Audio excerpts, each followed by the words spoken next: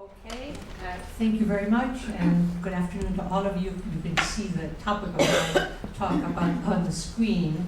Let me just recall that the food crisis that hit the headlines in late 2007 was, as we all know, and as Olivier recalled to us, the result of decades of neoliberal policies that penalized small-scale producers, reduced African dependency on imports, accelerated corporate concentration in the global food chain, and that transformed land and food into objects of financial speculation without any global political supervision and oversight.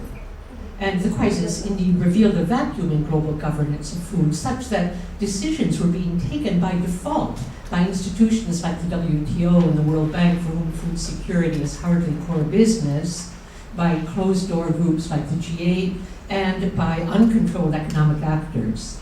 And it provoked a confrontation in the international community between, I'm simplifying of course, those who essentially wanted to keep decision-making in the hands of the investors. Their motto was, what we need is more investment.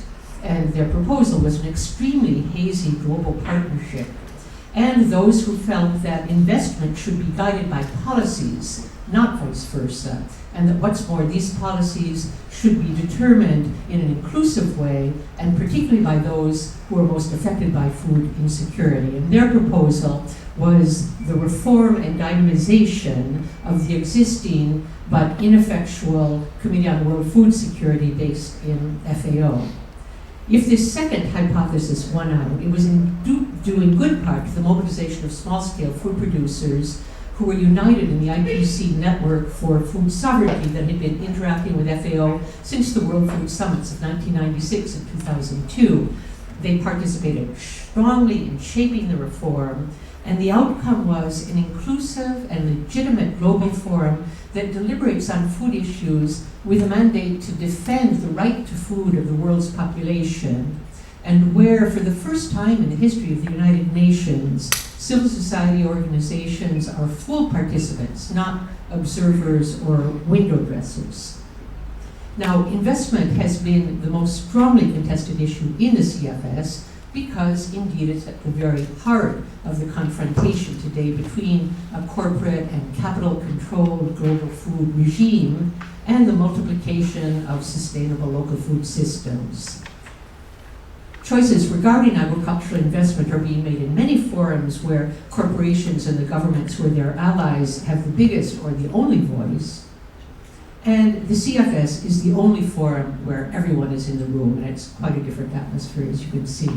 From its first session in 2010, civil society has been conducting a cumulative battle to win recognition of many of the things that Olivier was talking about earlier this afternoon, that small-scale food production and local food systems are a more modern, effective, and sustainable response to the challenges of today than industrial agriculture, and to frame discussion around the right questions. What kinds of investment, for what kind of agriculture, by whom, for what kinds of products and markets, and above all, for whose benefit.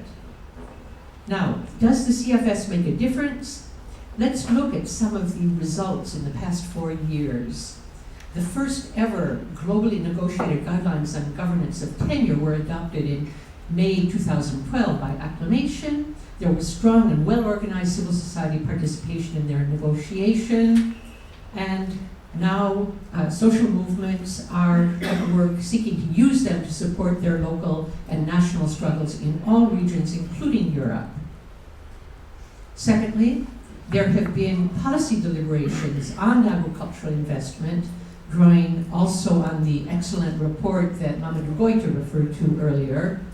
And the points that we have won are progressively changing the terms of the debate. Recognition that the bulk of investments in agriculture are undertaken by producers themselves. You can see them up on the screen there. All of this has become what is called agreed language. It's been adopted by governments, and no one, not even the UK government, can deny it. And now we are in the midst of negotiations on the right principles, where our objective is to build on this language and to come up with politically negotiated and adopted principles that can support small-scale food producers and local food systems. These are some of our red lines. The small-scale producers have to be at the center, and therefore we have to address imbalances of power, favor domestic investments, etc. And the timeline for these negotiations is quite tight, as you can see. The draft principles will be published on the 1st of April. On the 29th of April, they will be presented in a one-day meeting in Rome, and the negotiation will be in May, adoption during CFS. These two websites are ones that you can go to on the civil society side and the CFS side to get more information and to sign up to become a member of the working group, the civil society working group. Now, we'd just like to finish by noting that the EU is a key actor in all of this. It can be a counterweight to the trade clack, Canada, US, Australia, as in fact it was during the 10-year guidelines negotiations, but it is extremely incoherent on investment issues. And we saw this in the European RAI consultation that took place last December. So the lobbying of the UK government between now and the time of the negotiations would be extremely useful. And if there's a good outcome, you can use it to support your advocacy for better UK policies, both domestically and in terms of British foreign aid and investments, because the CFS achievements are abstractions unless people take them and use them, and they're more likely to do so if they've been involved in formulating them.